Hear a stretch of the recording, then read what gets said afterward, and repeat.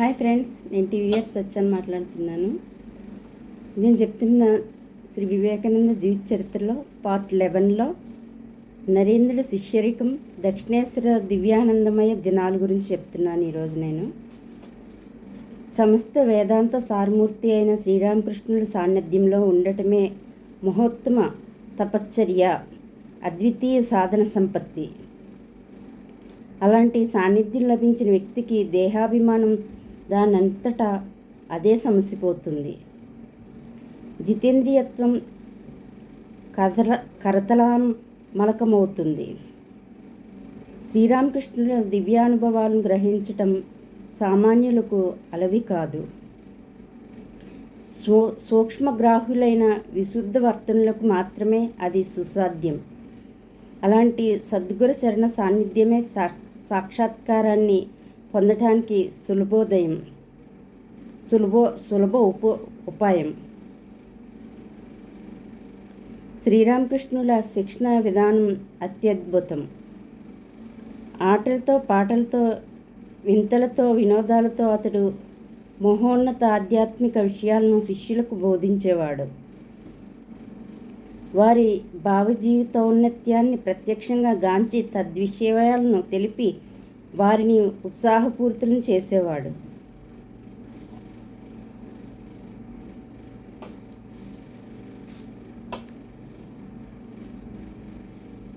దైనందిన జీవిత చర్యలను పరిశీలించి విరహితమైన ఎలాంటి స్వల్ప విషయాన్ని గురించి అయినా సదుపదేశాలు ఒసిగేవాడు.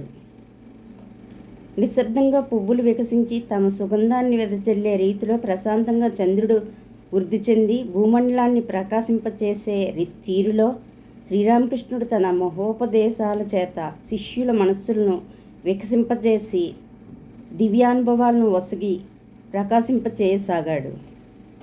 అలాంటి సద్గురువరేణ్యుడు సాన్నిధ్యం లభించిన శిష్యులు ఎంతటి ధన్యాత్ములో కదా. సాధన విషయంలో శ్రీరామకృష్ణుల దివ్యోపదేశాల 1-2 నిదర్శనాలు. ధ్యాన సమయంలో నరేంద్రుడి మనస్సు సమీపంలోని యంత్రధ్వని చేత చెదిరిపోవసాగింది. శ్రీరామకృష్ణుడికి సంగతి చెప్పగా అతడు ఆ ధ్వని మీదనే మనసును లగ్నం చేయమని చెప్పాడు. అలా చేయగానే నరేంద్రుడికి ఆ విఘ్నం తొలగిపోయింది. మరో సమయంలో జ్ఞాన కాలంలో తనకు పూర్ణ శరీర స్మృతి కలగటం లేదని తెలుపగా శ్రీరామకృష్ణుడు అతడి నొసటి గోటితో నొక్కిపెట్టి తదనుభవం మీదనే మనసును లగ్నం చేయమని చెప్పాడు. అలా చేశాక నరేంద్రుడు నిశ్చల సమాధి నిమగ్నుడయ్యాడు. ప్రశాంతమైన పంచవటి వన ప్రదేశంలో శిష్యుల ధ్యాన సాధనలు శ్రీరామకృష్ణుల సాన్నిధ్యంలో ఈ రీతుల్లో నిర్విఘ్నంగా సాగిపోతున్నవి. ఇక వారిలో బాల్యోత్సాహమో అపరిమితం. ఆ వనంలోని చెట్లను ఎక్కుతూ కొమ్మలను పట్టుకొని ఊగులాడుతూ భోజనాలను ఆరగిస్తూ వారు అనుభవించిన ఆనందం వర్ణాతీతం. జన్మతః కాకపోయిన జీవితం చేత బ్రాహ్మణోత్తముడైన నరేంద్రుడు స్వహస్తాలతో వండిన ఆహార పదార్థాలను పూర్వచరపరాయణుడైన సదాచార సంపన్నుడు అయిన శ్రీరామకృష్ణుడు ప్రీతితో ఆరగించేవాడు. నరేంద్ర, నీ వంటి పవిత్ర హృదయుడు వండిన పదార్థాలను తినటం చేత నాకు కించిత్ దోషము లేదు సుమా అని చెప్పేవాడు. ఆ భూశ్రీరేంద్రుడికి నరేంద్రుడు ఎంతటి ప్రీతిపాత్రుడో కదా. సత్యాన్వేషణలో నరేంద్రుడి మానసిక ఆధ్యాత్మిక శక్తులను గాంచి శ్రీరామకృష్ణుడు సంతసించి, చూడండి నరేంద్రుడు ఎలాంటి వివేక సముద్రుడో. సాక్షాత్ మహామాయ సైతం అతడికి 10 బార్ల దూరంలో నిలవలసిందే. తల్లి అతడికి ఒసగిన వైభవమే ఆమెనిలా బంధించి వేస్తుంది అంటూ ఇలా ప్రార్థించేవాడు. తల్లి, నీ మాయను కాస్త నరేంద్రుడి మీద ఆచ్ఛాదించు, లేకుంటే అతడు ధ్యాన నిమగ్నుడై ఆత్మరాముడై లోకం మాటే మరిచిపోతాడు. లోక సంగ్రహ కర్మాచరణ అసాధ్యమైపోతుంది. శ్రీరామకృష్ణుల బోధన విధానం అత్యద్భుతం. శిష్యులతో అతడెన్నడూ తరిస్కించేవాడు కాదు. ఒక్క కీర్తనతో పలుకుతో కటాక్షం అతడు బోధించేవాడు. ఆత్మసాక్షాత్కారమే మానవుడి పరమావధి. పరిపూర్ణమైన హృదయంలో వాదోపవాదాలకు తావులేదు. జ్ఞానోదయం అవగానే సంశయాంధకారం పటాపంచలమవుతుంది. ఇదే శ్రీరామకృష్ణుల బోధన. భగవంతుడు సుగుణుడా, నిర్గుణుడా, అవతారాలు యథార్థాలా, కల్పితాలా అని శ్రీరామకృష్ణ శిష్య బృందం మధ్య తీవ్ర వాదాలు చెలరేగాయి. దానిలో తర్కసింహమైన నరేంద్రుడి కంఠరవం విస్పష్టంగా వినవస్తూ ఉండేది. అది ప్రాతకాలం. శిష్య హృదయాలను ఆవరించిన సంశయావళి రీతినే దక్షిణేశ్వర వనప్రదేశమంతా దట్టమైన మంచు ఆవరించి ఉంది. ఎలాంటి హిమమైనా ఎంతకాలం ఉంటుంది? సూర్యోదయం అయ్యేవరకే కదా. జ్ఞానసూర్యుడైన శ్రీరామకృష్ణుడు అప్పుడే ధ్యానసాగరం నుంచి వెలువడి శిష్య మానసాల మీద తన దివ్యోపదేశ కిరణాలను పరపగానే ఆ సంశయహిమం కరిగిపోయింది. శ్రీరామకృష్ణుడు ఇలా గానం చేశాడు. మన్ కీ తత్వ కరో తారే, జన ఉన్మత్త ఆధార గరే, షడదర్శనే నపాయ్ దర్శన్, ఆగమ నిగమ తంత్రసారే, సేయే భక్తి రసేరా రసిక, సదానందే విరాజ్ కరే పురే. మనసా, నీ ప్రయత్నాల చేత సర్వేశ్వరుణ్ణి దర్శించలేవు సుమా. చీకటి ఇంట్లో తడువుకునే మతిహీనుడి యత్నాల వంటివి నీ యత్నాలు. షడ్దర్శనాలు, తంత్రాలు, వేదాలు సైతం సర్వేశ్వరుణ్ణి చూపలేవు. హృదయాంతర్జ్యోతి సదానందమూర్తి అయిన అతడు భక్తిరసప్రియుడు. ఆ దివ్య గానామృతాన్ని గ్రోలి శిష్యులు నిశ్చేష్టులయ్యారు. వారి సంశయకాష్టాలు ఆ గానవాహినిలో పడి కొట్టుకునిపోయాయి. ఆత్మానుభవంతో హృదయాన్ని నింపటమే అతడి బోధన. అదే అతడి విధానం. భగవంతుని గురించి వాదన చేయటం వెరితనమని, భగవద్దర్శనమే ధర్మోద్దేశ్యమని శ్రీరామకృష్ణుల నిశ్చయం. కామకాంచన జయం, హృదయ నైర్మల్యం ఇవే పరమార్థాన్ని పొందటానికి ఉపాయాలని అతడు ఉద్ఘోషించేవాడు. సాధన సంపత్తు లేకుంటే ఎంతటి తర్కశాస్త్ర ప్రావీణ్యమైనా, ఎంతటి సేముషి ప్రభావమైన నిరర్ధకమని ఒక్కాణించేవాడు. పండిత ప్రభువులనాథుడు గ్రద్దలతో పోల్చేవాడు. ఆకాశాన్ని అంటేట్లు అవి ఎగురుతూ ఉన్నా వాటి దృష్టి మాత్రం కుళ్ళి దుర్వాసన వేసే క్రింది ఉన్న శవాల మీదనే నిలిచి ఉండేట్లు, పండితమన్యుల దృష్టి కామకాంచనలనే శవాల మీద లగ్నమై ఉంటుందని శ్రీరామకృష్ణులు చెప్పేవారు. కానీ శిష్యులు ఎంతటి తీవ్రవాదాల్లో దిగినా శ్రీరామకృష్ణులు మందలించేవారు కాదు. చర్చ సత్యకాంక్ష సంజనితమైతే జ్ఞానోపలబ్ధికి తోడ్పడుతుందని అతడి అభిమతం. ఎవరి శక్తి సామర్థ్యాల మేరకు వారు ఆత్మాభివృద్ధి పొందాలి. అయినా ఆవశ్యకమైతే శ్రీరామకృష్ణులు కలుగు చేసుకునేవాడు. నరేంద్రుడు ఒకప్పుడు విశ్వాసం మోక్ష సాధనం కాదని నిరసిస్తూ గుడ్డి నమ్మకాన్ని గురించి చర్చించసాగాడు. అప్పుడు శ్రీరామకృష్ణుడు, నరేన్, గుడ్డి నమ్మకం అంటే ఏమిటి? నమ్మకానికి కళ్ళు ఉంటాయా? నమ్మకం అనేది గుడ్డిది. నమ్మకమని కానీ జ్ఞానమని కానీ చెప్పు. గుడ్డి నమ్మకం అనటం అర్ధరహితం అన్నాడు.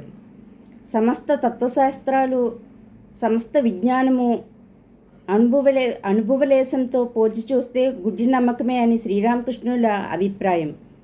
ఈ విధంగా విద్యా వాచస్పతి అయిన నరేంద్రుడు నిరక్షరాస్యుడైన శ్రీరామకృష్ణుల ముందు మోగవాడై కిమ్ముమనలేదు. మరొకప్పుడు శిష్యుడు శాస్త్రాలు సత్యాలా, వేదాలు పౌరుషేయాలా, అపౌరుషేయాలా, భగవంతుడంటే ఏమిటి అంటూ తీవ్రంగా చర్చించసాగారు. నరేంద్రుడు దానిలో ప్రధాన వక్త. శ్రీరామకృష్ణులు వారి వాదోపవాదాలన్నింటినీ విని చిరునవ్వుతో అక్కడి నుంచి మెల్లగా ఆలయం పక్కనున్న పడవరేవు కేగి నిలబడేవాడు. శిష్యులు వాదాలకు స్వస్తి చెప్పి గురువును అనుసరించేవారు. అక్కడ ఒకవైపు కుక్కలు కొట్లాడుతూ మురుగుతున్నాయి. రెండో వైపు మరికొన్ని ప్రవాహం నుంచి కొట్టుకుని వచ్చిన ఒక కళేబరాన్ని పట్టుకుని కిక్కురు మనక భక్షిస్తున్నాయి. శ్రీరామకృష్ణులు శిష్యులను చూసి కుక్కల వంక వేలు చూపి నర్మగర్భంగా నవ్వాడు. వాగ్వాదాలకు, తత్వ సందర్శనానికి ఉన్న తారతమ్యాన్ని గ్రహించి శిష్యులు నిశ్చేష్టులై నిలబడ్డారు. ఇదే శ్రీరామకృష్ణుల బోధనా విధానం. జిజ్ఞాసుకు పరమావధి తత్వదర్శనం. అదే మన విధి. అందుకు ఎంతో కాలం తీవ్ర సాధన చేయాలి. శ్రీరామకృష్ణుల బోధనలోని గంత అంతా అతడి సాధనానుభవాల్లో, పవిత్ర వర్తనలో ఇమిడి ఉంది. శ్రీరామకృష్ణుల దివ్య జీవన ప్రభావమే అతడి ఉపదేశ సౌరభం. విశ్వమానవ సౌభ్రతత్వం అతడు బోధించాడంటే తనలా జీవించి చూపాడు. ఒక్క సాంఘికాచారాన్నైనా అతడు నిరసించి ఎరుగడు. వర్ణాశ్రమ ధర్మాలకు విరుద్ధంగా అతడు బోధించి ఉండలేదు. బ్రాహ్మణులకల్లా బ్రాహ్మణుడై అతడు ఔన్నత్యం, కులనైత్యం వీటిని మరవటానికై అత్యంత నిమ్న జాతి వారు సైతం చేయజాలని సేవక కృత్యాలను మనస్ఫూర్తిగా చేశాడు. అతడు అలాంటి వినమ్రుడు, విశుద్ధ హృదయుడు, విశ్వాతీత ప్రేమ పూరితుడు. నరేంద్రుడికి అలాంటి మహనీయుడి పావనపద సేవాభాగ్యం లభించడం చేతనే లోక కళ్యాణ హేతుభూతాలైన శ్రీరామకృష్ణ మఠ సేవా సంఘాలను కాలక్రమాన ప్రాక్పశ్చిమ ఖండాలంతటా నెలకొల్పసాగాడు.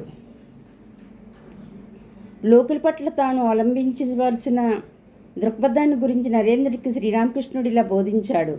నాయనా విను, లోకులకు భగవద్భక్తులను గురించి వాగేటప్పుడు భక్తులు ఎలా ప్రవర్తిస్తారో తెలుసా? వెంటబడి పరిగెత్తి మురిగి కుక్కలను పట్టించుకోక, రాజమార్గంలో నడియాడే ఏనుగు తీరులో ప్రవర్తిస్తారు. ఆ ఏనుగు ఆ కుక్కల మురుగులను లక్ష్యపెట్టక తన మార్గంలో తాను పోతుంది. నరేంద్ర, లోకులు నీ చాటు నిన్ను దూషిస్తే వారిని గురించి నువ్వెలా తలుస్తావు? నరేంద్రుడు వెంటనే బదిలిచ్చాడు. మురుగుతున్న కుక్కల గుంపుగా ఎంచుతాను. శ్రీరామకృష్ణుడు మందహాసం చేసి ఇలా సరిదిద్దాడు. వద్దు, నువ్వంత దాకా పోనక్కర్లేదు. వారిని లక్ష్యపెట్టకు. కానీ ప్రతి వ్యక్తిని నువ్వు నారాయణ స్వరూపుడిగా భావించు. భగవంతుడు సర్వంతర్యామి, అనేక విధాలుగా నటిస్తుంటాడు. ఒకడు యోగి నారాయణుడైతే మరొకడు క్రూర నారాయణుడు కావచ్చు. గురువాక్యాలను నరేంద్రుడు ఆచరణలో పెట్టాడు. వివేకానందుడై పాశ్చాత్యంలో దిగ్విజయోపేతుడై వేదాంత ప్రచారం గావిస్తున్నప్పుడు క్రైస్తవ మత ప్రచారకులు కొందరు అసహనంతో తనను దూషించగా అతడు క్షమపూర్ణుడై వారిని దీవించాడు. అజ్ఞాన నారాయణుడై భగవంతుడు వారిలో మాత్రం లేడా? మరొకప్పుడు క్షుద్ర దేవతారాధనను, నామాచారాలతో కూడిన కొన్ని సంప్రదాయాలను నరేంద్రుడు ఆవేశపూరితుడై ఖండిస్తుండటం చూసి శ్రీరామకృష్ణులు ప్రేమపూరితుడై ఇలా బోధించాడు. నరేంద్ర, ప్రతి ఇంటికి ఒక దొడ్డి గుమ్మం కూడా ఉంటుంది. ఇష్టమున్నవారు ఆ గుమ్మం నుంచి లోపలికి ఎందుకు ప్రవేశించకూడదు? కానీ సింహద్వారం నుంచి ప్రవేశించడమే శ్రేష్టమనే విషయంలో మాత్రం నీతో నేను ఏకీభవిస్తాను. ఇలాంటి ఉదార భావాలే నరేంద్రుణ్ణి గురువాక్య బద్ధుణ్ణి చేశాయి.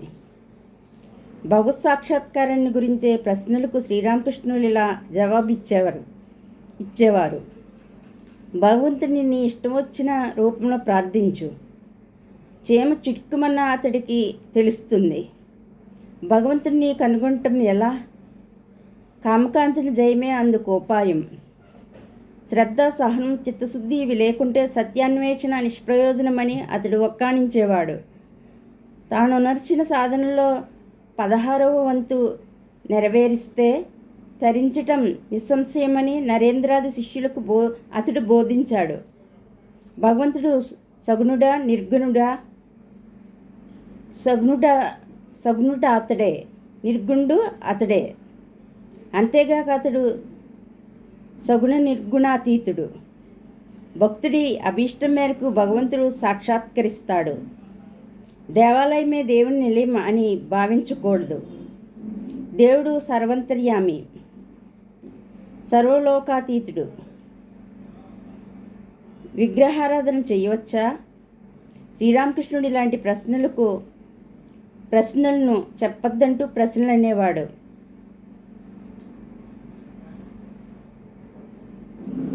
ఏ విధంగా ఆరాధించినా సరే తీవ్ర పరితాపం ఒక్కటే భగవద్దర్శనానికి ఆవశ్యకం.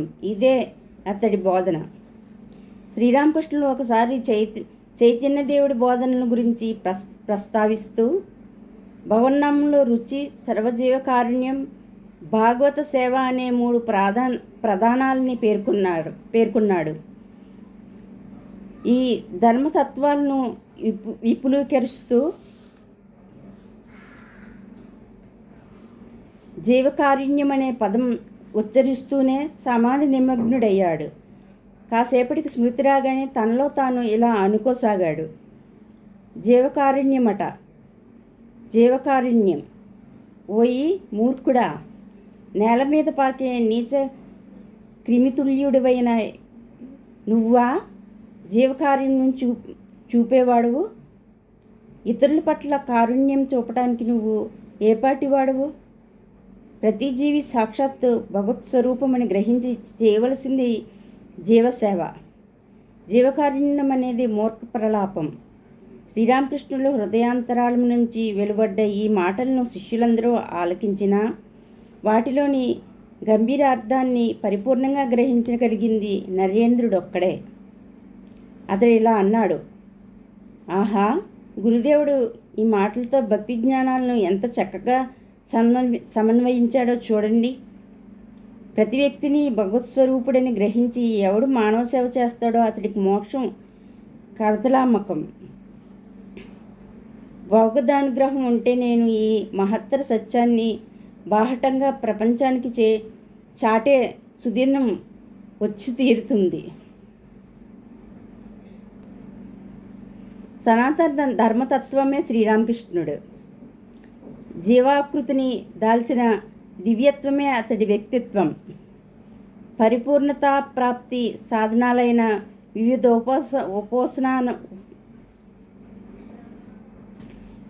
ఉపాసన వాహినులు ఆ విజ్ఞాన సాగరంలో లీనమైనవి. బ్రహ్మానంద తేజం బహువిధాలుగా ప్రకాశితమై శ్రీరామకృష్ణుల దివ్య జీవితంలో సామరస్య దేవాలయాన్ని నిర్మించి ఉంది. తన దివ్య జీవితం చేత అతడెలా సనాతన ధర్మాన్ని పునర్జీవితం గావించాడో నరేంద్రుడికి విస్పష్టం కావచ్చింది. సనాతన ధర్మం మూఢ విశ్వాసాలకు ఆటపట్టని శ్రీరామకృష్ణుడు ఒక పిచ్చివాడని ప్రారంభంలో అతడు భావించాడు. కానీ పరుసమాత్రం చేతనే తనలో దివ్యశక్తిని ఉద్దీపింపచేయ కలిగిన అతడు వెర్రివాడని భావించడం ఎంత వెర్రో. అలాంటి అద్భుత శక్తి అతడికి ఒసిగిన సనాతన ధర్మం మూఢ విశ్వాస నిలయం అనుకోవటం ఎంతటి మూఢ విశ్వాసమో కదా అని నరేంద్రుడు ఊహించుకోసాగాడు. తత్వశాస్త్ర ధారం ఉన్న చైతన్య విరహితమైన బ్రహ్మ సమాజం అలాంటి సనాతన ధర్మం ముందు నిలవలేదని, వ్యక్తిగతంగా చూస్తే దానిలోని సభ్యులు ఎంతటి పారమార్థిక పూరితులైన బ్రహ్మ సమాజం విశేషంగా సంఘ సంస్కరణోద్యమని నరేంద్రుడికి తోచింది. అంతేగాక బ్రహ్మ సమాజ నాయకోత్తముడైన కేశవచంద్రసేన్ శ్రీరామకృష్ణ పాద సాన్నిధ్యంలో కూర్చుని సాక్షాత్తు గురుభక్తితో దైవభక్తితో అతన్ని అర్చించలేదా?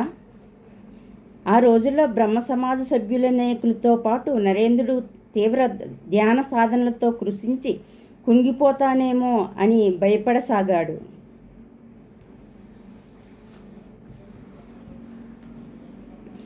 శ్రీరామకృష్ణుడు అది గమనించి, నరేంద్ర, భగవంతుడు అమృత సాగరం, నువ్వొక మక్షిక అంటే ఈగ అనుకో, అప్పుడు ఆ అమృత కాండంలోని అమృతాన్ని ఎలా గ్రోలుతావు అని అడిగాడు. అందుకు నరేంద్రుడు అంచు మీద వాలి తాగుతాను అన్నాడు. శ్రీరామకృష్ణుడు మందహాసం చేసి ఇలా అన్నాడు, నరేన్, ఇది సచ్చిదానంద సాగరం, మరణభీతికి దీనిలో చోటెక్కడిది? అమృత సాగరమైన భగవంతుడి మీద అమితభక్తి వలదనేవారు అవివేకులు. కాబట్టి భగవత్సాగరంలో మునిగిపో. గురువాక్య రత్నాలను నరేంద్రుడు శిరసావహించాడు. ఈ సమయంలో సమాధి నిమగ్నుడై శరీర విస్మృతి చెందటమే నరేంద్రుడి అభిలాష. తోడివారైన మనోమోహన నిత్యగోపాల ప్రభుతులు భగవన్నామస్మరణతో బాహ్యస్మృతిరహితులై నేల మీద పడిపోవటం అతడు చూసి ఉన్నాడు.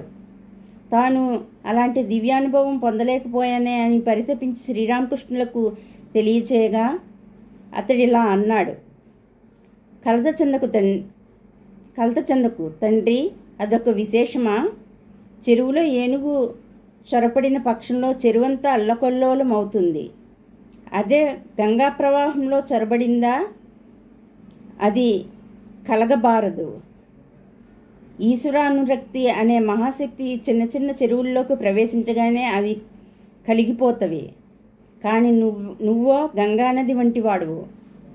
నరేంద్రుడు ఎంతటి త్యాగమూర్తో, ఎంతటి పవిత్రత్యాగ్ని జ్వాలో తెలిపే నిదర్శనాలు అనేకం ఉన్నాయి.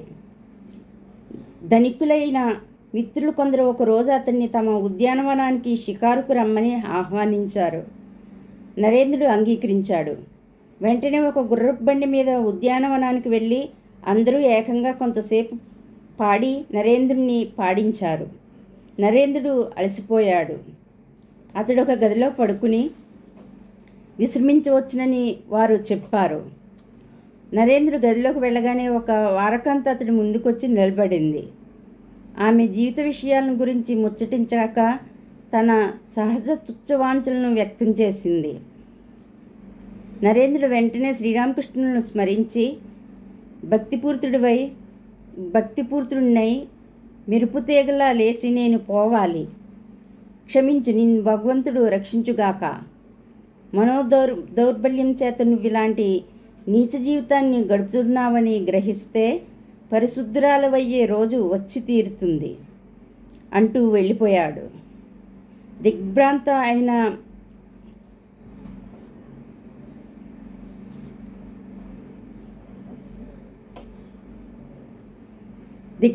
అయిన ఆ వారకంత నరేంద్రుడి మిత్రులతో ఇలా అంది, ఆహా, నన్నెంత మాయ చేశారు! సాధుపుంగువుణ్ణి మోహితుణ్ణి చేయటానికా నన్ను పంపించారు. ఒకవైపు కష్టనిలమైన దారిద్ర్యము, మరొకవైపు శ్రీరామకృష్ణ సాన్నిధ్యము నరేంద్రుడి శీలాన్ని తేజోమయంగా గావించాయి. నరేంద్రుడికి భోగభాగ్యాలు అబ్బితే నిశ్చయంగా అతడి జీవితం వేరే విధంగా ఉండేదని, అతడు ఏ మహారాజు నీతిపుణుడో న్యాయవాదో ఏ మహావక్తో లేక సంఘ సంస్కర్తో అయి ఉండేవాడని శ్రీరామకృష్ణులు అన్నారు. అద్వితీయ సానుభూతి బీదల పట్ల నరేంద్రుడికి వసిగింది. అతడి దరిద్ర్యం శ్రీరామకృష్ణ జీవిత రహస్యాన్ని గ్రహించి తన దివికసాన్ని పారమార్థికాశయాలతో మేళవించి నరేంద్రుడు తపోధ్యానాలను ఊతగా పుచ్చుకొని మోక్ష మార్గంలో తరించసాగాడు. నరేంద్రుడి పట్ల శ్రీరామకృష్ణుల ప్రేమ అత్యద్భుతం. తండ్రి మరణించాక నరేంద్రుడి కష్టదశను గాంచి శ్రీరామకృష్ణుడు ఒక భక్తుడితో ఇలాంటి కష్టకాలంలో నరేంద్రుడి మిత్రులు అతడికి తోడ్పడటం మంచిది అన్నాడు. మా తనుడైన నరేంద్రుడు అది విని ఆ భక్తుడు వెళ్ళిపోగానే అభిమానం ముంచుకురాగా, మహాశయ, ఆ విషయం అతడితో చెప్పటం ఎందుకు అన్నాడు. శిష్యుడి మనస్సు నొచ్చినందుకు శ్రీరామకృష్ణుడు కళ్ళల్లో నీరు స్రవిస్తూ ఉంటే ఇలా అన్నాడు. నాయనా నరేంద్ర, నీకోసం ఏ పని చేయటానికైనా సంసిద్ధుండని గ్రహించు. అవసరమైతే నీ కోసం ఇంటింటికి తిరిగి భిక్షం ఎత్తుతాను. నరేంద్రుడు నిశ్చేష్టుడయ్యాడు. ఇదే కదా యథార్థమైన ప్రేమ, నిష్కపట ప్రేమ, నిస్వార్థ ప్రేమ. ఈ విషయాన్ని తలంచే నరేంద్రుడు మరొకప్పుడు ఇలా అన్నాడు. అగాధమైన ప్రేమతో నన్ను ఆయన తన దాసుడిగా చేసి వేశాడు. నరేంద్రుడి బంధువులు అతడికి వివాహ ప్రయత్నాలు చేస్తున్నారని విని శ్రీరామకృష్ణులు ఎలా భయపడ్డాడో చూసి ఉన్నాం కదా.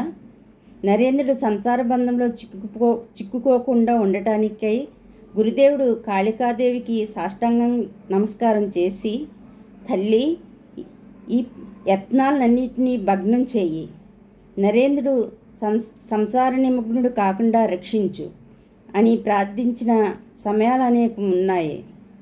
కానీ నరేంద్రుడిని అతడెంత ప్రేమించినా ప్రమాదవశాత్తు నరేంద్రుడు కించిత్ దుష్టజన సహవాసం చేస్తే శ్రీరామకృష్ణుడు అతన్ని కఠినంగా మందలించేవాడు. అణుమాత్రమైన మనసులో కించిత్ దుష్ట కల్పానికి అతడు చోటిస్తే తక్షణమే శ్రీరామకృష్ణులు కనుగొని వారించేవాడు.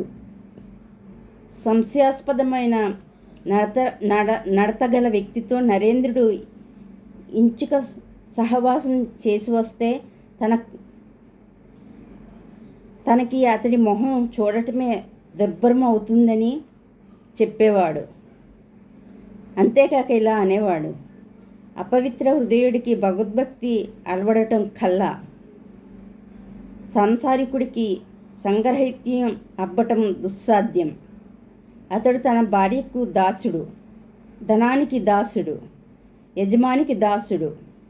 అలాంటి వ్యక్తికి భగవంతుని గురించి చింతించడానికి అవకాశం ఎక్కడిది? శ్రీరామకృష్ణ సద్గురచరణ సహవాసం నరేంద్రుడికి లభించింది 6 ఏళ్ళు. ప్రశాంతదాయకమైన బోధనలతో, జ్ఞాన సంగ్రహ దీక్షతో, దివ్యానుభవాలతో విరాజిల్లిన ఈ కాలాన్ని నరేంద్రుడు తన జీవితంలో అఖండ ఆనందప్రదమైన మహోత్తమ దశగా పరిగణించాడు. కామాది శత్రువర్గాన్ని వివేక వైరాగ్యాలతో జయించి ధ్యాన ధారణాది ఉపాయాలతో ఆత్మ సామ్రాజ్యానికి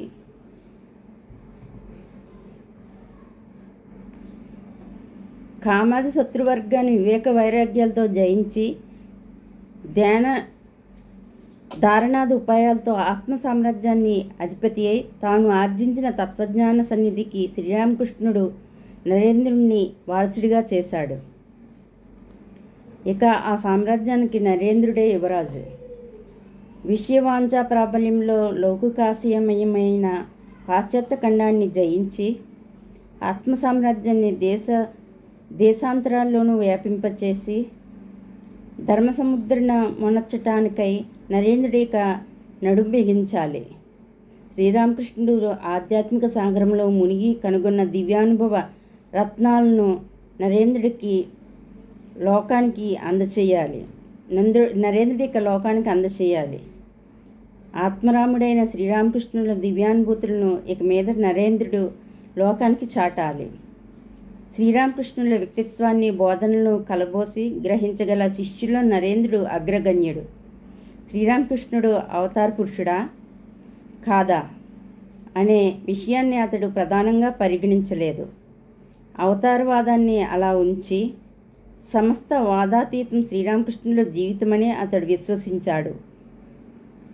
సత్యాన్వేషకులందరికీ శ్రీరామకృష్ణుడు మార్గదర్శి అని, తత్వజ్ఞాన సాధనలకు అతడి జీవితం సాగరమని నరేంద్రుడి విశ్వాసం. శంకరాచార్యులు అఖండ దీశక్తి, చైతన్య ప్రభువు వినిర్మల ప్రేమ, బుద్ధదేవుడి సర్వజీవకారుణ్యము ఏకమై సనాతన ధర్మ సముద్ధరణార్థం శ్రీరామకృష్ణుడైనాడని నరేంద్రుడికి తోచింది. ఈ సమయంలోనే శ్రీరామకృష్ణులకు కంఠంలో వ్రణం బయలుదేరింది. కలకత్తాలో ఉన్న వైద్యుల సహాయం సౌలభ్యం అవటానికి దక్షిణేశ్వరం నుంచి బసను కలకత్తాకు తరలించారు. నరేంద్ర నాయకత్వంలో శిష్యుకోటి గురుదేవుడికి సేవ చేయటానికే తమ జీవిత సర్వస్వాలను సమర్పించ సిద్ధమైంది. శ్రీ శారదాదేవి దక్షిణేశ్వరం నుంచి వచ్చి వంటవార్పు చూసుకోసాగింది. సుప్రసిద్ధ వైద్యుడైన మహేంద్రలాల్ సర్కార్ చికిత్స ప్రారంభించారు. అది ప్రబలమైన వ్రణం కావడంతో శ్రీరామకృష్ణుడు అధికంగా మాట్లాడరాదని, శిష్యులు అతన్ని తరచూ సమాధి స్థితిని పొందుకుండేట్లు చూసుకుంటూ ఉండాలని వైద్యులు నియమాలు పెట్టారు. కానీ పద్మసుగంధ వ్యాప్తిని ఎవరు అరికట్టగలరు? గంగా ప్రవాహ ఉరవడిని ఆపగలవారెవరు? శ్రీరామకృష్ణుల హృదయ కమలం దివ్యజ్ఞాన సుగంధ సంభరితమై ఉంది. అతడి ఉపదేశాలు అమృత వాహినులు. పరమార్థ పిపాసుతో అతడి అరుదించే జనం ఆ అమృత స్వాదనం చేసి తృప్తి పొందవద్దా? బుద్ధుణ్ణి చూడండి. తన నిర్యాణ సమయంలో ఎలాంటి బాధపడుతున్నా అతడు బోధించడం మానలేదే. మాట్లాడడం ప్రాణాపాయకారమని వైద్యులు ఎంత వారించినా, తనకు ఎంత ప్రయాసకరమైన శ్రీరామకృష్ణుడు బోధించడం మానలేదు. భవరోగ వైద్యుడైన అతడి వాగామృతాన్ని గ్రోలి సమ్మోహితులై వైద్యశేఖరులు చాలాసేపు అక్కడే నిలబడిపోతూ ఉండేవారు. అతి శ్రద్ధభక్తులతో శ్రీరామకృష్ణులకు చికిత్స చేస్తున్న మహేంద్రలాల్ నరేంద్రుని చూసి అతడి సంభాషణలు విని పరమానందభరితుడై తన ఇంటికి విందుకు ఆహ్వానించాడు. మరొకప్పుడు నరేంద్రుడు గానం విని ఆనందాతిశయంతో అతన్ని కౌగిలించుకుని దీవించాడు. అంతేగాక మహనీయులైన ఇలాంటి యువకులు ఇక్కడికి జ్ఞానార్థులై రావటం నాకు అపరిమిత ఆనందదాయకమని శ్రీరామకృష్ణులతో చెప్పగా అతడిలా అన్నాడు. అద్వైత గోస్వామి ప్రార్థనా ప్రాబల్యంతో గౌరాంగ ప్రభువు అవతరించాడట. అలాగే ఇక్కడ అంటే తన ఆగమాన్ని ఉద్దేశించి మీకు గోచరించేదంతా అతడి అంటే నరేంద్రుడి మూలంగానే సంభవమైంది. శ్రీరామకృష్ణ సద్గురువరేణ్యుల సాన్నిధ్యం శిష్యుల భగవద్భక్తి విశ్వాసాలను ఇముడింపచేస్తూ ఉండేది.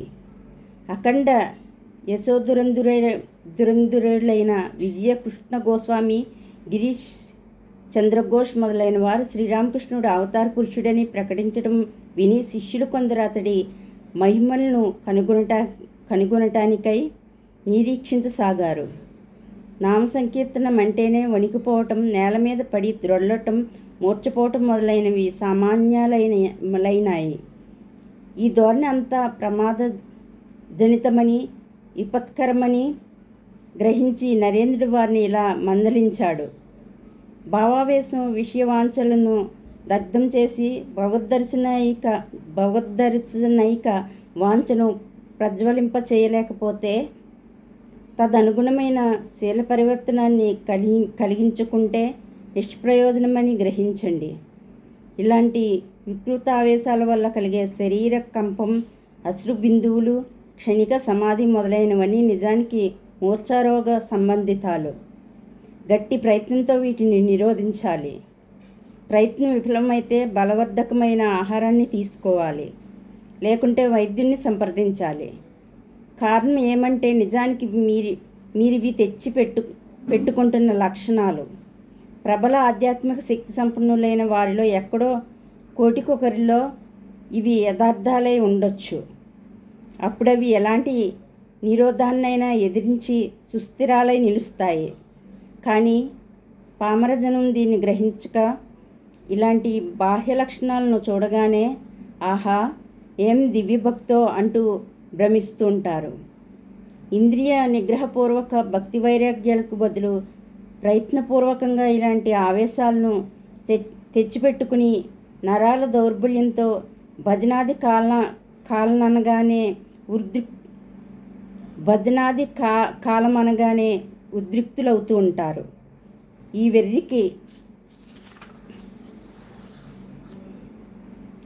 విధి విరామాలు లేకుంటే మహోపద్రవం వాటిల్లుతుంది. ముక్తి మార్గం అవలంబించే వారిలో 170 మంది కపట సన్యాసులుగానో కృత్రిమ యోగులుగానో డాంబిక భక్తులుగానో పరిణమిస్తుంటారు. 25 మందికి గమ్యస్థానం పిచ్చి ఆసుపత్రి. ఇక మిగిలిన 5గురికి తత్వజ్ఞానం లభిస్తే వారు మహా అదృష్టవంతులని భావించవచ్చు. కాబట్టి మెలకుతో ప్రవర్తించండి. నరేంద్రుడి అభిప్రాయం సత్యసమ్మతమని శీఘ్రకాలంలోనే రుజువైంది. అలాంటి భావోద్రిక్తుల్లో కొందరు ఇంటి వద్ద ప్రయత్నపూర్వకంగా ఆవేశాలను అలవర్చుకుంటున్నారని, మిగిలిన వారి పట్ల కేవలం అవి అనుకరణలని తేటతెల్లమైంది. బలవర్ధకమైన అధిక మోతాదు ఆహారం వల్ల, ఆత్మనిగ్రహం వల్ల చాలామందికి ఇవి తొలగిపోయాయి. సామాన్య పద్ధతులకు లొంగకుంటే నరేంద్రుడు అలాంటి వారిని తన వాగ్బాణాలకు గురి చేసేవాడు. దౌర్బల్యం అంటే నరేంద్రుడికి ఎప్పుడూ పరమ అసహ్యం. భక్తి వైరాగ్యజనితమైన తన సంకీర్తనతో తోడి శిష్యులకు అతడు యథార్థ సన్యాస ఆదర్శాలను తెలియచేసి త్యాగాగ్నిని రగిలించేవాడు. కామకాంచన విజయానికై శ్రీరామకృష్ణుడు ఎలాంటి మహోన్నత సాధనలు గావించాడో నిశ్చేష్టులయ్యేట్లు వర్ణించి గురుదేవుడి జీవితోన్నత్యాన్ని వారికి విస్పష్టంగా ప్రదర్శించేవాడు. శ్రీరామకృష్ణుల భక్తావేశం వివేకం మీద ఆధారపడి ఉందని, వారతన్ని అనుకరించే ప్రయత్నంలో అలాంటి వివేకాన్ని విసర్జించరాదని హెచ్చరించేవాడు. పారమార్థిక సాధనలోనూ తోడి శిష్యులు శీల నిర్మాణంలోనూ నరేంద్రుడు దినదినాభివృద్ధి చెందుతూ ఉంటే శ్రీరామకృష్ణుల వ్యాధి నానాటికి ప్రబలసాగింది. ఔషధాలు నిరుపయోగాలు అయినాయి. అయినా ఆరోగ్యానికి అనుకూలిస్తుందనే కారణంగా కాశీపూర్ ఉద్యానంలో ఒక ఇంటిని అద్దెకు పుచ్చుకొని 1885వ సంవత్సరంలో గురుదేవుడి బసను అక్కడకు తరలించారు. రమ్యమైన ప్రశాంతమైన ఆ వనప్రదేశంలో శ్రీరామకృష్ణులకు కొంత విశ్రాంతి చిక్కింది. ఓకే ఫ్రెండ్స్, శ్రీ వివేకానంద జీవిత చరిత్రలో పార్ట్ 11లో నరేంద్రుడి శిష్యరకం గురించి చెప్పాను. నెక్స్ట్ శ్రీ వివేకానంద జీవిత చరిత్రలో పార్ట్ 12 చెప్తాను. పార్ట్ 12లో శ్రీరామకృష్ణ నిర్యాణం గురించి చెప్తాను. ఓకే ఫ్రెండ్స్, నేను చెప్పిన శ్రీ వివేకానంద జీవిత చరిత్ర మీకు నచ్చినట్లయితే లైక్ చేయండి, షేర్ చేయండి, సబ్స్క్రైబ్ చేయండి. నేను చెప్పిన శ్రీ వివేకానంద జీవిత చరిత్రలో ఏమన్నా మిస్టేక్స్ ఏమన్నా ఉంటే దయచేసి నాకు క్షమించండి. Okay friends, thank you, bye. నా ఛానల్ పేరు వెంకటాతాడి. సబ్స్క్రైబ్ చేసుకోండి. Okay friends, thank you, bye.